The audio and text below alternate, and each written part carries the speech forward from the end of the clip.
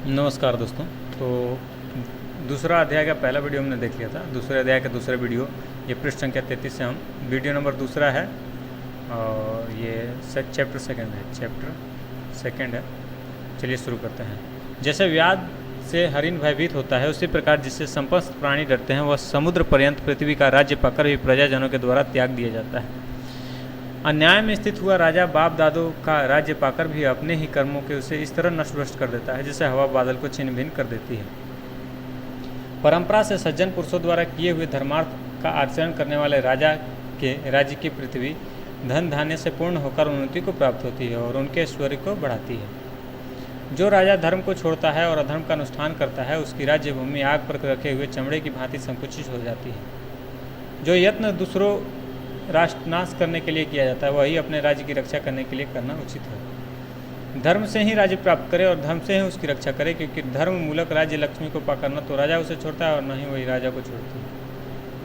निरर्थक बोलने वाले, पागल तथा बकवाद करने वाले बच्चे से सब ओर से उसी भांति तत्व की बात ग्रहण करनी चाहिए जैसे पत्रों में से सोना ले लिया जाता है।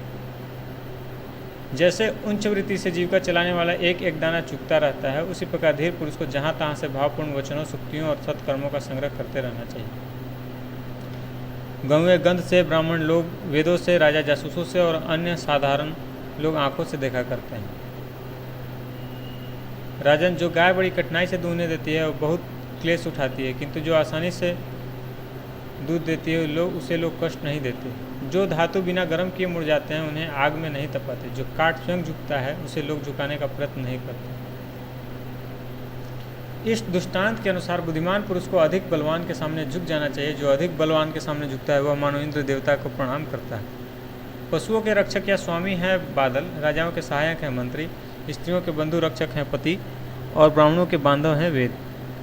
सत्य से धर्म की रक्षा होती है, योग से विद्या सुरक्षित होती है, सफाई से सुंदर रूप की रक्षा होती है और सदाचार से कुल की रक्षा होती है। तौलने से नाज की रक्षा होती है, फिरने से घोड़े सुरक्षित रहते हैं, बारंबार देखभाल करने से गौओं की तथा मैले वस्त्र स्त्रियों की रक्षा होती है। मेरा ऐसा विचार है कि सदाचार से हीन मनुष्य का केवल ऊंचा कुल मान्य नहीं हो सकता, क्योंकि नीच कुल में उत्पन्न मनुष्य भी सदाचार श्रेष्ठ माना जाता है। जो दूसरों के धन, रूप, पराक्रम, कुलीनता, सुख, सौभाग्य और सम्मान पर डाह करता है, उसका यह रोग असाध्य है। न करने योग काम करने से, करने योग काम में प्रमाद करने से तथा कार्य सिद्ध होने से पहले ही मंत्र प्रकट हो जाने से डरना चाहिए। जिससे नशा चढ़े ऐसा पेय नहीं पीना चाहिए। विद्या का मद, धन का मद और तीसरा ऊंचे कुल का मद, ये घमंडी पुरुषों के लिए तो मद है, परंतु सज्जन पुरुषों के लिए दम के साधन है। कभी किसी कार्य में सज्जनों द्वारा प्रार्थित होने पर दुष्ट लोग अपने को प्रसिद्ध दुष्ट जानते हुए भी सज्जन मानने लगते हैं। मनस्वी पुरुषों को सहारा देने वाले संत हैं, संतों के भी सहारा संत ही हैं। दुष्टों को भी सहारा देने वाले संत हैं, पर दुष्ट लोग संतों को सहारा नहीं देते। अच्छे वस्त्र वाला सभा को जीतता है, जिसके पास गौ है वह मीठे स्वाद की आकांक्षाओं को जीत लेता है। सवारी से चलने वाला मार्ग को जीत लेता है और शीलवान पुरुष सब पर विजय पा लेता है। पुरुष में शील ही प्रधान है, जिसका वही नष्ट हो जाता है, इस संसार में उसका जीवन, धन, बंधुओं से कोई प्रयोजन सिद्ध नहीं होता। भरत श्रेष्ठ धनोन्मत्त पुरुषों के भोजन में मांस की, मध्यम श्रेणी वालों भोजन में गोरस की तथा दरिद्रों के भोजन में तेल की प्रधानता होती है। दरिद्र पुरुष सदा स्वादिष्ट ही भोजन करते हैं, क्योंकि भूख उनके भोजन में स्वाद उत्पन्न कर देती है और वह धनियों के लिए सर्वथा दुर्लभ है। राजन, संसार में धनियों को प्राय भोजन करने की शक्ति नहीं होती, किंतु दरिद्रों के पेट में काट भी फंस जाते हैं। अधम पुरुषों को जीविका न होने से भय लगता है, मध्यम श्रेणी के मनुष्यों को मृत्यु से भय होता है, परंतु उत्तम पुरुषों को अपमान से ही महान भय होता है। यो तो पीने का नशा आदि भी नशा ही है, किंतु ऐश्वर्य का नशा तो बहुत ही बुरा है, क्योंकि ऐश्वर्य के मत से मतवाला पुरुष भ्रष्ट हुए बिना होश में नहीं आता।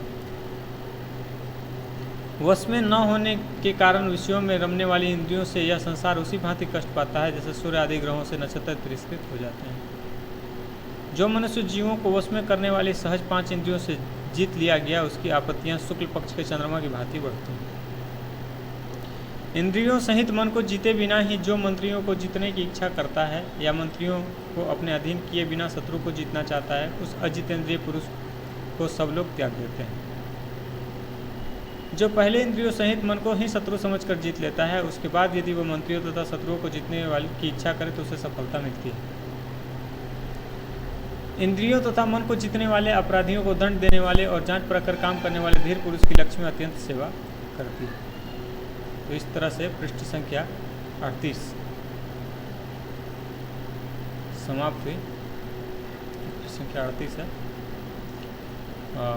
ये दूसरे अध्याय का दूसरा वीडियो चल रहा था। तो दूसरे अध्याय का तीसरा वीडियो पेज नंबर 39 से हम अगले वीडियो में देखेंगे। वीडियो देखने के लिए आपका बहुत बहुत धन्यवाद। उम्मीद है आपको ये श्रृंखला अच्छी लग रही होगी। तो अगर कुछ सुझाव देना चाहते हैं तो कमेंट बॉक्स में ज़रूर लिखें। धन्यवाद।